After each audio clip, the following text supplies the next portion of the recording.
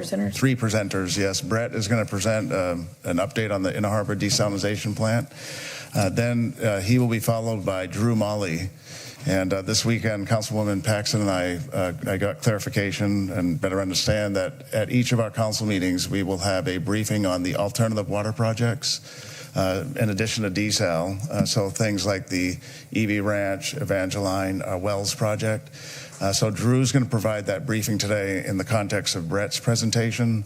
And then going forward, we'll have a separate presentation, a separate item on the agenda. Unless the briefing is minor, if there's not much update, I'll do it as part of my city manager's report.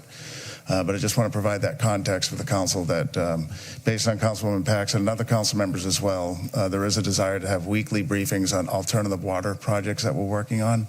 So that'll come after Brett's presentation from Drew. And then another presenter today will be Elisa Olson, who's going to present the draft communications plan for the Inner Harbor desalination plant. The mayor has been asking for that, as many council members. And so Elisa will go over some graphics and show you the kind of the baseline approach for this communication plan. So with that, we're going to turn it over to Brett, who will provide a second update, and we'll be doing these twice monthly going forward, just keeping the council up to date on critical path items related to the Inner Harbor desalination plant. Brett? Thank you. So again, Brett Ben Hazel. I'm the director of the Program Management Office. My team is charged with the management of the desal project. So as Peter mentioned, we have a number of topics today. So I'll be going through a brief project update along with the timeline. I will touch on the near and far field modeling that's going to be done as part of this project. I'll go through a demonstration plan update and then touch on some future topics. I'll hand it off to Drew, who again will talk about the alternative water supply project update. And then Elisa Olson will finish us off with a quick overview of the project website, and then also some of the communication campaigns specifically for the Inner Harbor Water Treatment Campus. Oh, I did want to quickly just point out this image you see is a model that Kiewit has put together to show the current proposed layout of the treatment plant. It's still in draft and we're still working through it, but it's just a high-level overview of what the plant may look like when we're complete. Excuse me, Brett, so this presentation is not the one that's loaded in the system. That was a version from last Friday, so we're making copies and we'll hand them out to the council. So what Brett's showing on the slide, you don't have in total in front of you, but we'll get those momentarily. Okay. Yeah, go ahead, sir. Yes, sir. Okay, so just a quick update on the project. Again, the project is 3 phases, with phase 1 being broken down into two parts. One is phase 1A, which we started last December, and it's near completion. June 1 is actually the completion of phase 1A, and we're working through the planning, the pilot protocol, which is complete and submitted to TCEQ for review. And then we're working on the basis of design, which is basically like a programming document for the design of the project. Phase 1B started in April, and we started with just a minor contract amendment to move that particular phase along. There's some additional amendments we're going to work through, and I'll touch on that on the next slide. And then the last 2 phases, we have construction, which is planned to begin at the beginning of 2026, and will continue on through the summer, fall time of 2028. And then we'll work into phase 3, which is the operation and maintenance of the plant, which will be managed by Kiewit for 1 year, and then it will transition to the city. So again, we're in phase 1A and 1B right now. So phase 1A, again, is coming to completion June 1. Out of that, we will have 2 major deliverables. One will be the basis of design report, which again is in draft review right now by both Freeze and Nickel, who is the city's owner's agent, and the city staff. And then we have a cost model, which will be submitted at the end of phase 1A. And that cost model will be submitted to the city as well as Freeze and Nichols to do a review. In addition, we do have an independent cost estimator that will be brought on to review it. So the month of June, we'll be going through the review of that, and then we would anticipate bringing the results of that to City Council in July as part of one of my presentations.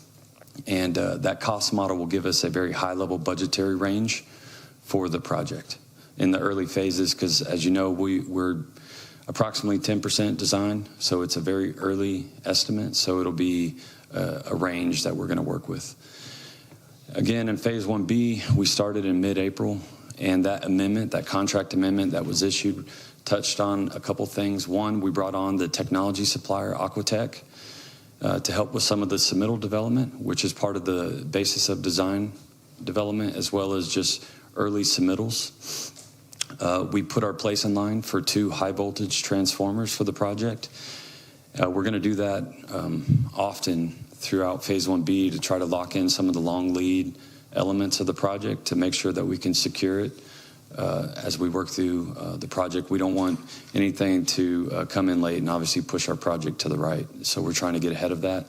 And then lastly, we covered a little bit of GHD's design effort, both for modeling and then just general design for the diffusers. We do have some upcoming contract amendments. One will be for the demonstration plant. We've already executed a work directive for the Kiewit team, directing them to proceed with it while we work through the final details of the contract amendment. So they are working on that. We also have an upcoming amendment for the design and guaranteed maximum price development. That'll be the design that takes us to 60%, and then they'll put together the guaranteed maximum price. That'll be at the end of this year. And then lastly, as I mentioned, we'll do some early work packages, mostly for some of those long lead items. This is a high-level overview of the project schedule. As you can see on the bottom graph, we are in that design and GMP development phase, which is Phase 1A. At the beginning of next year, we'll transition to construction, which will take us through summer, fall timeframe of 2028. And then what's not shown is the Phase 3, which will be the operation and maintenance of the plant, which will be handled by Kiewit. So last week and even prior, we have had a lot of discussion on modeling for this project, specifically what Kiewit's responsibilities are.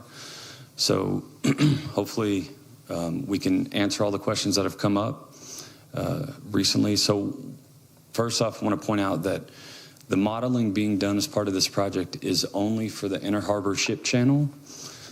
Only for the Inner Harbor Ship Channel. So the extents will take us as west as Flint Hills Resources, past CC Polymers, and then on the east side, it'll take us about the mouth of the harbor bridge, or the channel near the harbor bridge.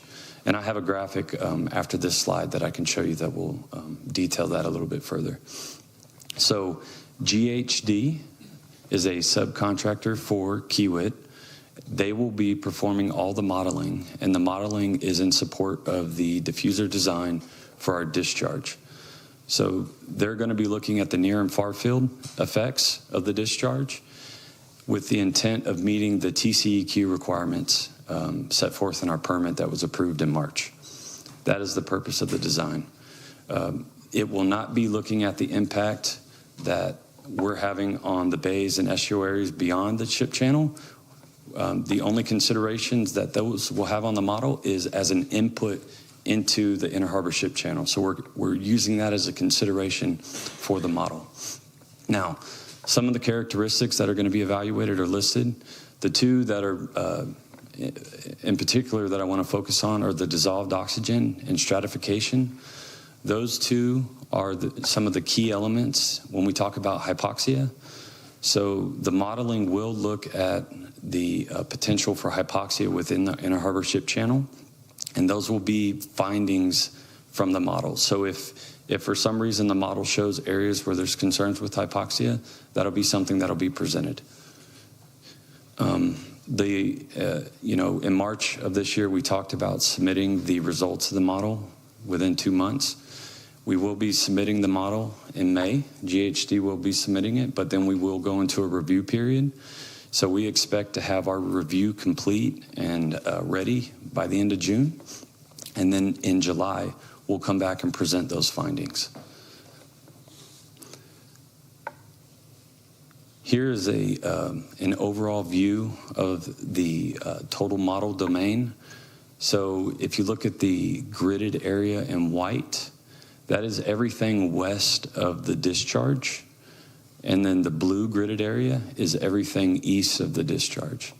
So we're modeling approximately 7.2 miles west of the discharge and about 1.5 miles east of the discharge. All of those yellow circles and the names, like Corpus Christi Polymers, Flint Hills Resources, those are all inputs and outputs of the channel. So those are all going to be input into the model and used as part of the results.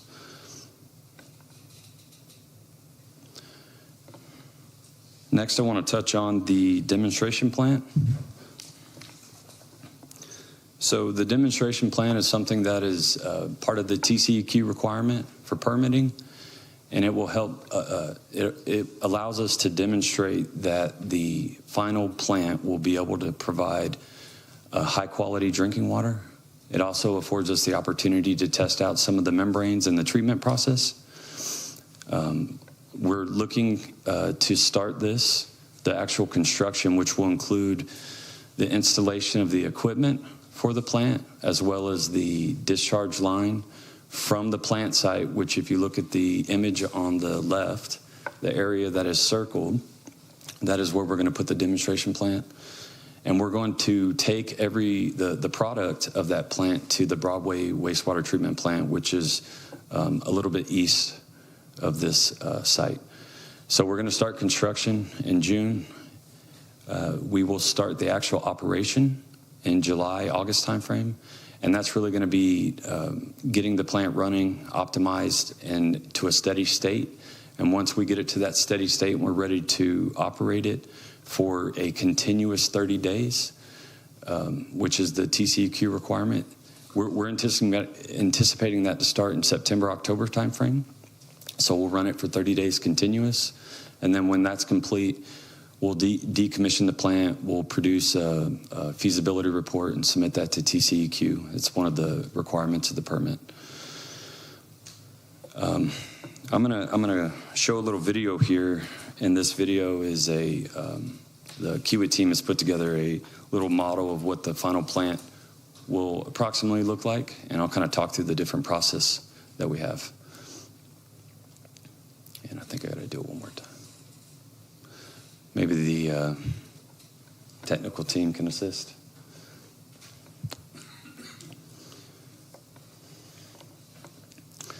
Okay, so we have multiple processes. So this is an overview of the plant. It's located on the port property. So the step one is we're going to take seawater out of the Inner Harbor Ship Channel. We're going to send it over to the dissolved air flotation system. That's actually going to take out the majority of the solids, and it's also going to inject oxygen into the system. After it leaves that process, it's going to go over to the ultrafiltration, which will remove more of the impurities. And then it's going to push that clean water over to our reverse osmosis. And that is where we're actually going to be taking out all the salt. And then we'll have two discharges from that. We'll have one that is pure water, free of salt. And then we'll have what we call brine, which is going to be the higher concentrated water with higher concentrations of salt. Both of those streams will then be mixed back together and sent to the Broadway wastewater treatment plant. The other elements you see there, one is the testing lab. They're going to have continuous testing throughout the process. The Kiewit team and their subcontractors, et cetera, will be doing tests throughout the process. And then we also, we don't have a permanent power solution on site that could be done in a timely manner. So we're bringing out generators and electrical support systems to power all of the equipment for the duration of the plants on site. So that's a high-level overview of the plant. At the end, if we need to come back and walk through it, we can. Oh, apologize. Lastly, just want to go through some of our future topics. As Peter mentioned before, we're going to continue doing the briefings twice a month. Our next planned briefing is June 10th. We'll have the topics ahead of that. I don't have them set for you right now, but We're open to suggestions. If you guys have things that you'd like us to focus on, we can absolutely modify the presentations. We do have a design workshop planned for city staff, Kiewit and Friesen Nichols this week in Lenexa, Kansas. We're actually going to be there starting Wednesday through Friday to look at the basis of design report. We're going to go into great detail on that report. And then June 17th, we're actually bringing a gentleman named Lefwin Clark. He works for the Water Collaborative Association. He's an expert in the progressive design build, CMR type deliveries for projects of this scale. He's going to come do a presentation focusing on progressive design build and the guaranteed maximum price development. So we'll have him here June 17th. And then again, we just have a couple upcoming deliverables that we're going to work through.